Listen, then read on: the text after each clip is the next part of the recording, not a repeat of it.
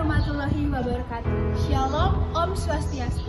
Kami mahasiswa dari Universitas Tadulako, Fakultas Keguruan dan Ilmu Pendidikan, Prodi Pendidikan Bahasa dan Sastra Indonesia, kelompok 7 semester 1.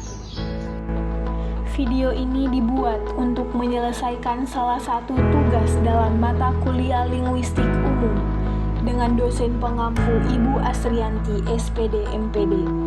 Kami dari kelompok 7 terdiri dari 4 anggota kelompok yang masing-masing bekerja sama dalam memenuhi tugas dengan judul materi klasifikasi tipologis.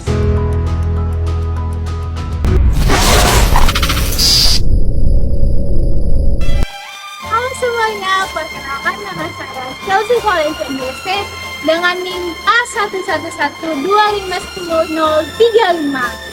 Dan saya Yeni Kartika Dewi dengan NIM A11125100006. Saya Chelsea Olivia dengan NIM A111251026. Dan saya Juminten Amusrin dengan NIM A111251032. Kami dari kelompok 7 klasifikasi tipologis.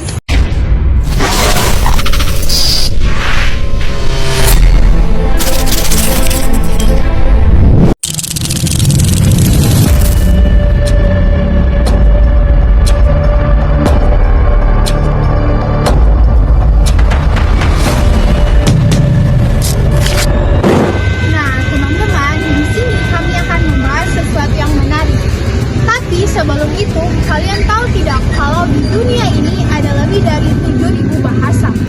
Wah, ternyata banyak sekali ya. Kita tidak perlu heran lagi kalau ketemu sama orang asing, bahasanya terdengar asing di telinga kita. Tapi teman-teman, meskipun berbeda-beda, ternyata setiap bahasa punya pola yang bisa dipelajari loh.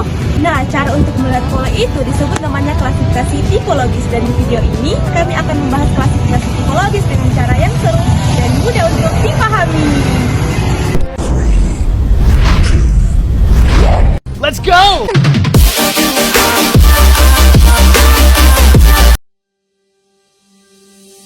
Kalau dipikir-pikir, bahasa itu kayak pakaian. Gayanya bisa bermacam-macam dan bentuknya juga bisa berbeda-beda. Nah, tapi semuanya itu memiliki fungsi yang sama. Dan apa sih fungsi yang sama itu?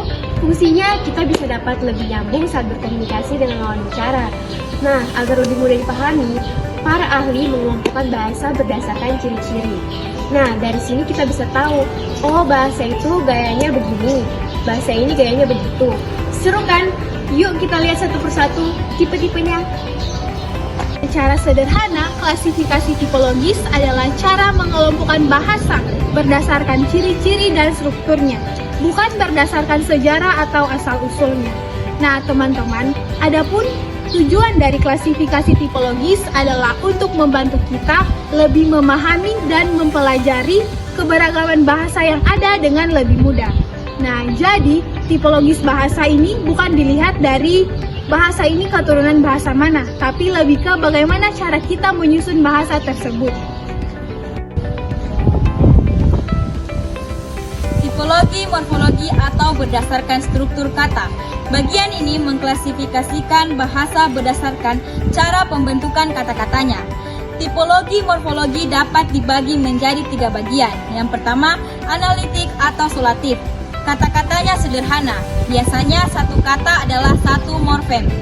Makna gramatikal disampaikan melalui urutan kata, bukan perubahan bentuk kata. Yang kedua, aglutinatif. Kata-kata dibentuk dengan menempelkan morfem-morfem yang masing-masing memiliki satu makna yang spesifik. Morfem ini mudah untuk dikenal dan dipisahkan. Contohnya, bahasa Turki. Yang ketiga, fusional. Morfem ini digabungkan dengan sedemikian rupa, sehingga satu morfem dapat mengandung beberapa makna gramatikal sekaligus. Batas antara morfem sulit untuk dipisahkan. Contohnya, bahasa Rusia. Nah, yang kedua ada namanya tipologi sintaksis atau berdasarkan dengan susunan kata. Nah, pada bagian ini mengklasifikasikan bahasa berdasarkan subjek, predikat, dan objek dalam sebuah kalimat. Ada beberapa pola umum yang digunakan. Yang pertama, bahasa Indonesia dan bahasa Inggris umumnya menggunakan subjek, predikat, dan objek. Contoh kalimatnya, aku makan nasi. aku sebagai subjek, makan sebagai predikat, dan nasi sebagai objek. Nah, yang kedua ada bahasa Jepang, bahasa Korea. Mereka menggunakan subjek, objek, predikat. Tiga, ada bahasa Arab klasik, bahasa Irlandia. Mereka menggunakan predikat, subjek, dan objek. Nah, walaupun urutannya berbeda-beda teman-teman, namun makna dasarnya akan tetap sama.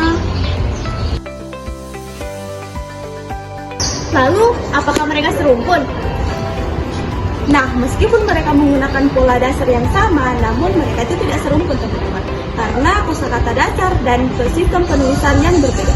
Lalu contoh bahasa yang serumpun itu yang bagaimana sih? Nah, contoh rumpun bahasa yang sama yaitu bahasa Indonesia dan bahasa Melayu. Mengapa dikatakan sama? Karena kedua bahasa ini menggunakan rumpun bahasa Austronesia. Nah, selain itu, kedua rumpun bahasa ini memiliki kata dasar yang sama atau hampir mirip, yaitu seperti makan, mata, dan air. Nah, keduanya juga memiliki pola kalimat dasar yang sama, yaitu subjek, predikat, dan objek. Nah, kesimpulan dari klasifikasi tipologis adalah cara untuk mengelompokkan bahasa agar lebih mudah dipahami. Dan dengan adanya klasifikasi tipologis, kita bisa lebih menghargai keberagaman bahasa yang ada di dunia.